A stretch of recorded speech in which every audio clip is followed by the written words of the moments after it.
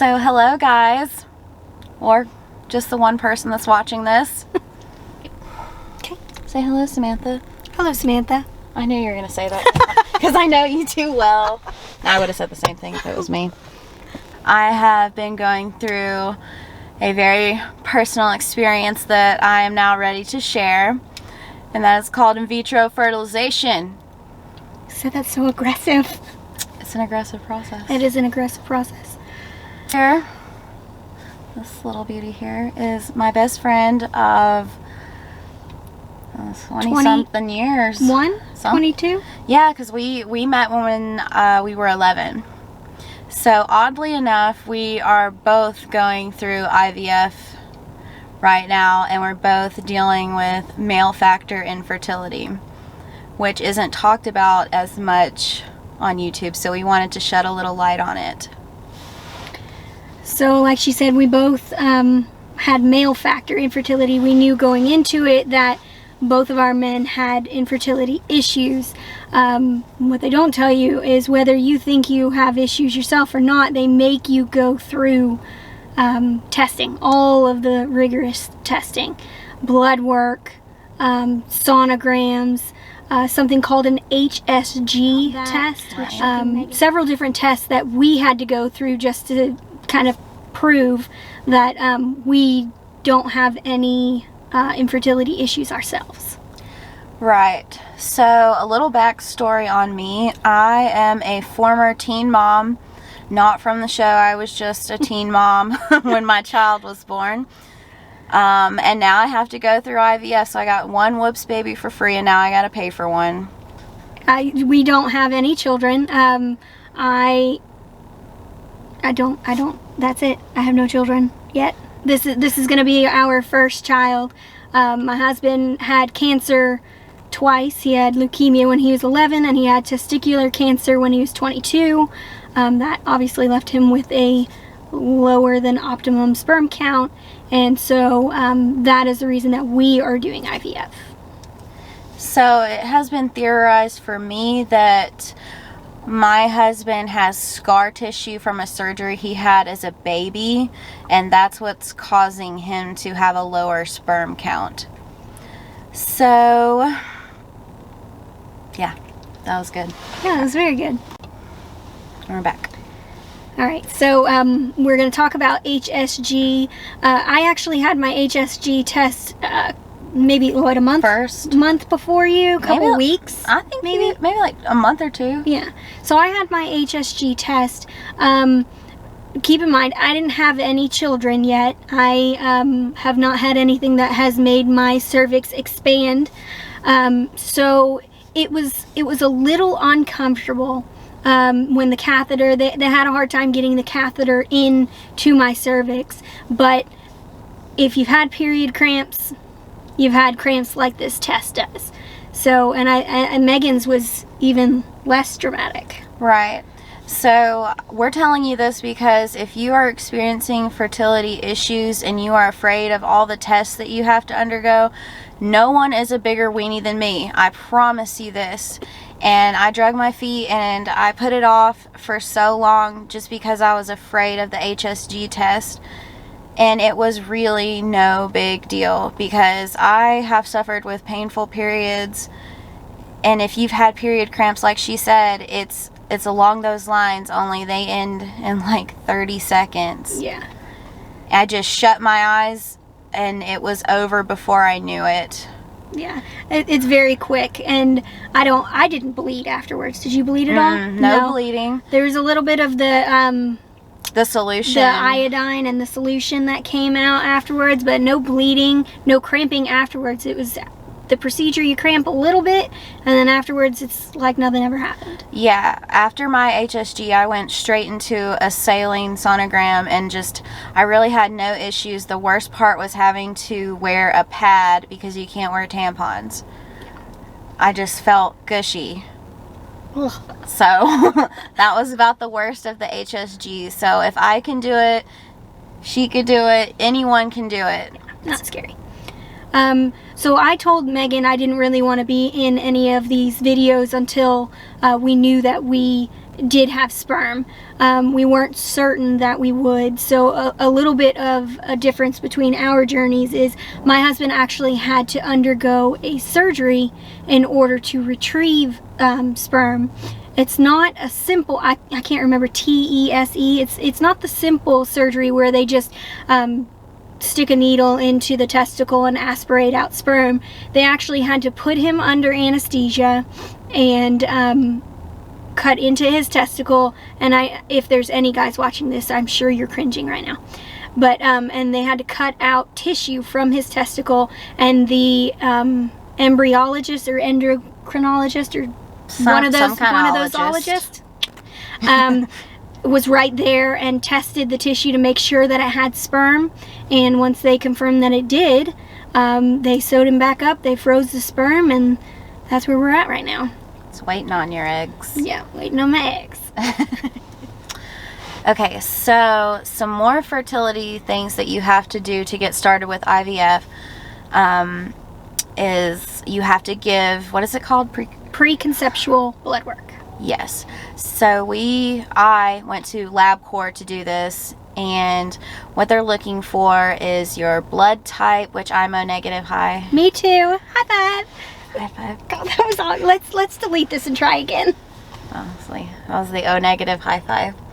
But anyway, so they're looking for your blood type. They're looking for your AMH, which that is your egg reserve, right? Yes. Like how many eggs you still got in there.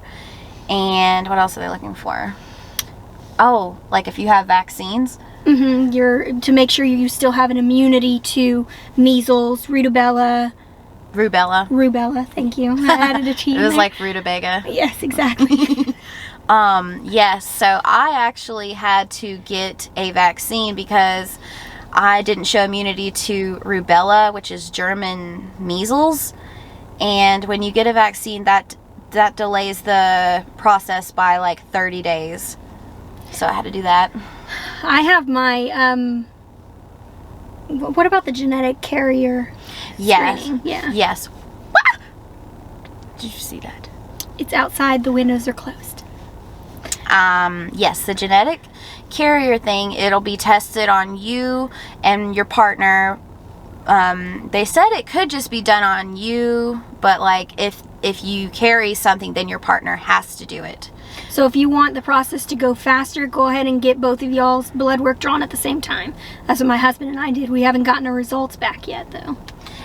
It took a couple weeks for us to get our results back, and it consisted of about an hour, maybe like 40-minute conversation with someone explaining what things we carried, which were so random and very unlikely to cause any problems for us, and they were different things. But I could see like just about anybody being a carrier of something weird, and you don't even know it. I mean, there's so many genes that you could carry that you are not dominant in you, but if they're recessive in you and they're recessive in your partner, then there's a chance that your child could have it. Right. And that's the whole point of doing the testing. So we got lucky that we carried different things, and they're still waiting to hear back, but I'm sure it's all going to be gravy. So we are actually in 2 separate stages now. Megan is going to be probably about 2 months ahead of me because we're not quite ready to start the process yet. So that's a benefit for me because I get to watch everything that she's going through, and I can see potentially what I'm going to be going through as well.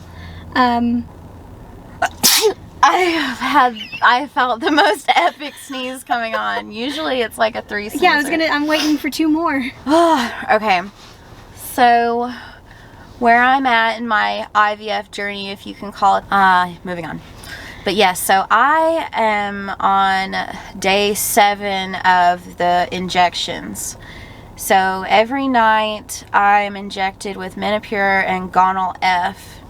And they have recently increased my dosage, and I have incredible fear of needles. So if I can be a pincushion, you can be a pincushion too. And to get a little bit more in detail with what she's going through, so she went in for a baseline test, and what the baseline is It consists of a vaginal ultrasound to look at what your ovaries look like before you start all the injections, and then they also draw blood work to see where your hormones are before they start the injections.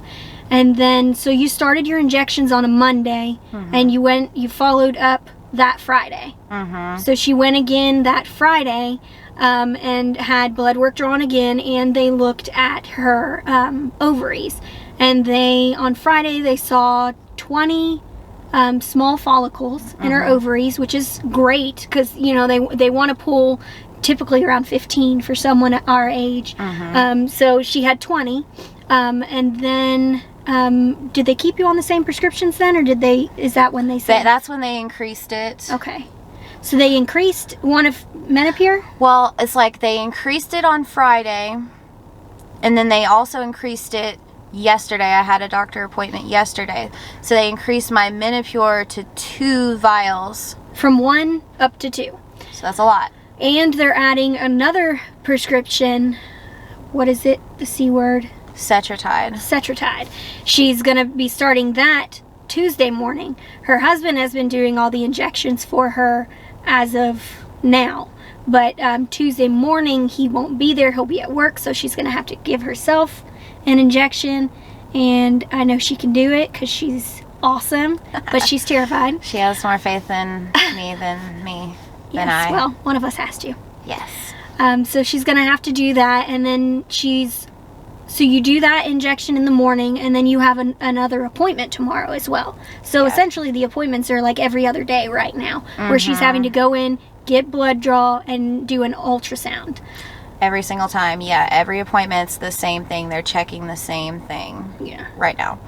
So I guess they're just going to, for now, they're going to keep an eye on her eggs. They want her follicles to get bigger, because bigger means mature. Mature means there's an egg. And so I guess they're going to wait until she gets to the point where they're happy with the size of the follicles, which we're hoping for this weekend. Yes, if all goes perfectly well, my egg retrieval will be sometime this weekend, which is crazy. It's flying by. Yeah. It really is. Like, at first, the IVF process seemed very, very slow, and now it's moving so quickly, it's like making my head spin. It can be a little overwhelming, definitely. But they, so the egg retrieval is an actual surgery that you would, so it's kind of like a twilight. So they're going to put you kind of in a twilight, and that's when they'll do the surgery. And I actually kind of want to talk about the surgery a little bit because there wasn't very much information out there about it. Tell them. So the research that I've done with the surgery and from talking to my fertility doctor, the way that it works is they do the vaginal ultrasound. And then next to the vaginal ultrasound, they have a tube with a needle in it. And they feed the tube up next to the ultrasound, and the ultrasound is pointed at one of your ovaries. And then they just take the needle, and essentially it goes through your vaginal wall and up into your ovary. And then they use the ultrasound. I know it sounds terrible. Then they use the ultrasound to guide the needle into each follicle. And they do that, and then they drain all the fluid out of the follicle. They suck the egg out. And if it's in a mature follicle, then they'll be sucking an egg out as well. And then they do the same thing on the other side. They point the ultrasound over at that ovary, and they put the needle over there, and they suck all the follicles out that way too. And that's the egg retrieval. Yeah, and from what I've seen, the doctors will call out each egg. Like, got an egg, got another egg, 3 eggs, 4 eggs. Well, and I think they did that back pre-COVID when the man could be, there while they're doing it. So they're kind of letting the man know. But, because we're going to be sleeping when that happens, basically. So we're not going to know. So they're just going to have to, they'll probably call our spouses once we're done and let them know, hey, this is how many eggs we got. And once your wife is out of recovery, we'll let you know and you can come pick her up. Because that's pretty much how Joey's surgery went. Was they just called me and said, we found sperm. Yay! Right.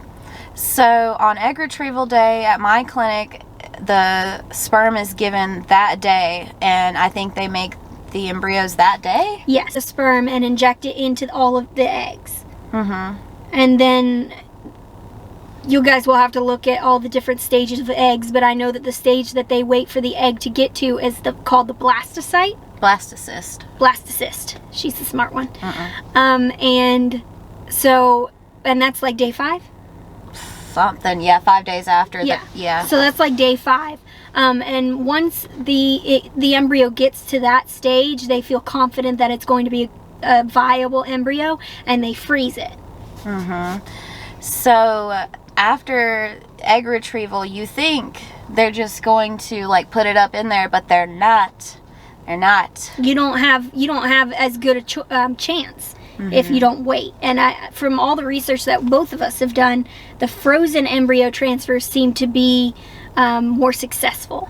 So they'll freeze the embryos, and then we have to go through another process where we have to make our uterine lining optimum For a baby to attach. for a baby to attach. Yes. So more injections. But we can cover that more in detail once you get to that point. So. Yep, we're headed there. So that was IVF Talk. That's IVF Talk. We're in different parts of our journey, but it has been fun having someone to do it with and go through it with. Well, I mean, we have our spouses, but you know, you can't. There's nothing like a woman that understands you. Exactly, and it couldn't be more perfect because we're best friends going through the same thing. Both So male odd. factor infertility. And we're almost the same age. Yep. So odd how it all worked out. Yeah. So you might be seeing a little bit more of me since we have this journey. Yes. Continue to talk about it, and then we'll hopefully be able to talk about our pregnancies together too. Oh yes, you'll be seeing more. We will keep you updated. Please like, subscribe, and comment. Yes, give us some comments. Yes, we want to hear your questions, and we want to know about your knowledge. We want to absorb it. Yeah, if you've already gone through this and you're just watching it to see, you know, what we went through, let us know what you went through, and if you haven't gone through it, let us know if it was informative for you. Yeah, or if you have any questions, we're here. All right. All right. Bye. Goodbye.